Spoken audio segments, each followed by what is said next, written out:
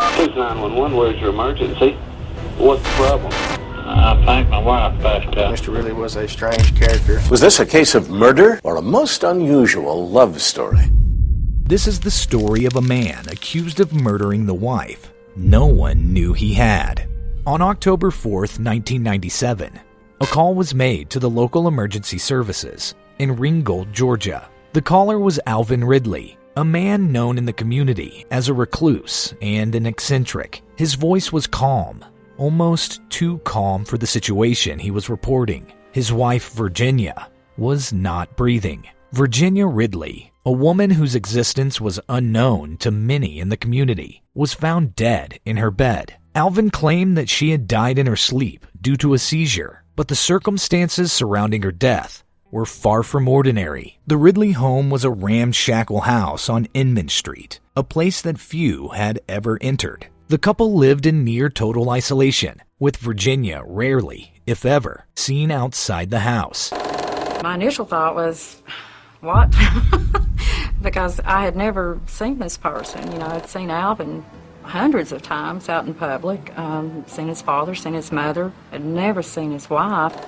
The house was filled with an overpowering smell of cat urine and was infested with cockroaches. Virginia's body, when found, looked underfed and unkempt. Her hair hadn't been combed in years. The first responder, Blake Hodges, found Virginia lying still. He noted that it was the first time he had met Alvin in person, despite living in the same town. Alvin was known as a scary loner, a man who kept to himself and rarely interacted with others. The house was a mess, filled with notes written by Virginia. She had hypergraphia, a condition that compels people to extensively write about their own lives. The walls of the shack were covered with her writings, revealing a simple and contented life with her husband. She wrote about what she and Alvin ate for dinner, that they watched Elvis Presley on TV, and that she and her husband cleaned the basement.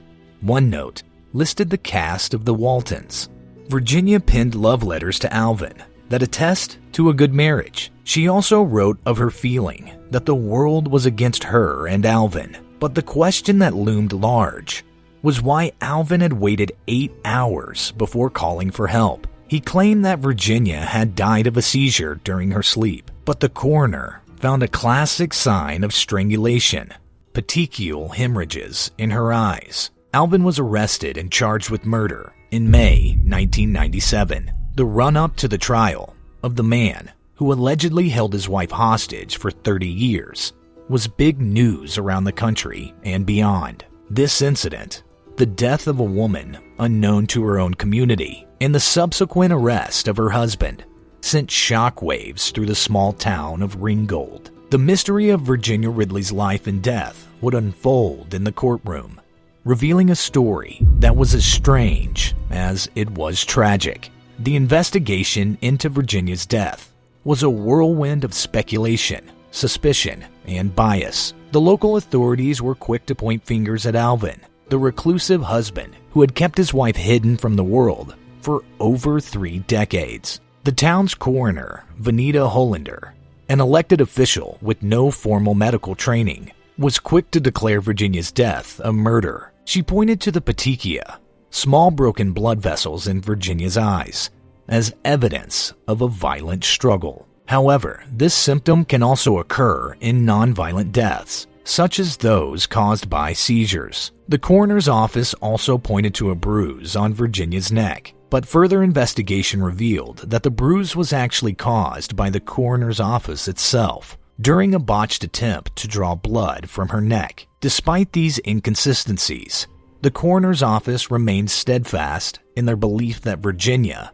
had been murdered. Alvin Ridley, the man everyone in town knew as Crazy Alvin, was arrested and charged with his wife's murder. The case quickly became a sensation, with the townspeople of Ringgold, Georgia, all too eager to believe that the eccentric recluse was capable of such a heinous act. However, Alvin's defense attorney, McCracken Poston, saw a different side of the story. Poston, a local lawyer and politician, had been chosen by Alvin to represent him, a decision that Alvin claimed was guided by a divine message he received during prayer. Poston found Alvin to be a difficult client, but he was determined to uncover the truth. During his investigation, Poston made a startling discovery. Inside the Ridley home, he found walls covered in beautiful handwriting. This was the work of Virginia Ridley, who suffered from a condition known as hypergraphia,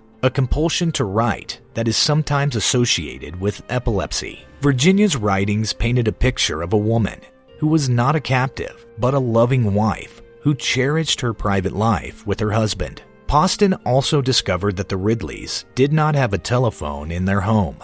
When Virginia died, Alvin had to drive to a payphone to call for help, which could explain the delay in reporting her death. Furthermore, Poston learned that Virginia had been prone to seizures and that she had a fear of doctors, which could have contributed to her reclusive lifestyle and her reluctance to seek medical help. Despite the mounting evidence in Alvin's favor, the prosecution remained convinced of his guilt. They argued that Alvin's reclusive lifestyle and the delay in reporting Virginia's death were indicative of foul play. However, Poston countered these arguments with expert testimony and evidence of Virginia's hypergraphia, which suggested a different narrative. The investigation was a battle of biases and preconceived notions against facts and evidence.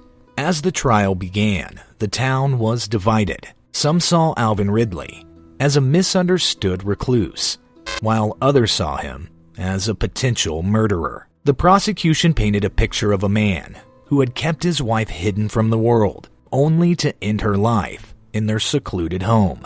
The defense, led by attorney McCracken Poston, argued that Alvin was a loving husband who had respected his wife's wishes to live a private life due to her epilepsy. The climax of the trial came when Alvin Ridley, against his lawyer's advice, decided to take the stand. In a slow, childlike manner, Alvin spoke of his love for Virginia, their life together, and how he had never laid a hand on her in the 30 years of marriage. He described her as his best friend, his only friend, and the person he loved most in the world. The jury was presented with two contrasting images of Alvin Ridley: the eccentric recluse who could have been capable of murder, and the devoted husband who loved his wife deeply. The evidence seemed to be stacked against Alvin.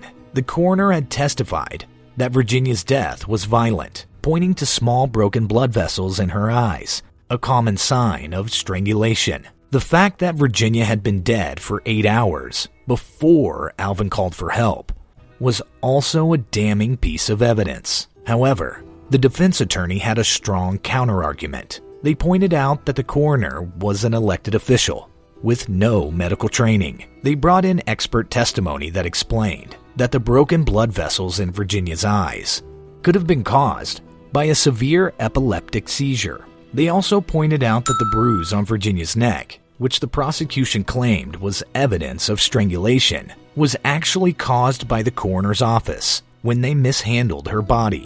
This is highly irregular and is something that procedurally is an error. It was clear to me that this coroner was way out of line with appropriate procedure. The defense also presented evidence of Virginia's hypergraphia, which is common in people with epilepsy. The walls of the Ridley home were covered in Virginia's writings, which ranged from mundane lists to love poems for Alvin. This evidence painted a picture of a woman who was not a captive, but a woman who was deeply in love with her husband. The trial was a roller coaster of emotions, with the scales of justice seemingly tipping back and forth. But in the end, the jury had to decide: was Alvin Ridley a murderer, or just a misunderstood man who had lost his beloved wife? The trial concluded with Alvin's acquittal. The jury, made up of townspeople who knew Alvin and his oddities well, found him not guilty. They couldn't believe that Alvin, a man who was undoubtedly strange, but also deeply in love with his wife, could kill his best friend, his only friend. In the aftermath of the trial, Alvin became more accepted in the town and continued to live in the same house he had shared with Virginia for 30 years. Alvin's former attorney, McCracken Poston, went on to have a successful career. He even bought the building where Alvin once had his TV repair shop. Poston renamed it the Ridley Building, and he and Alvin would meet there to have coffee and chat. Despite the odd circumstances that had brought them together, they had formed a bond.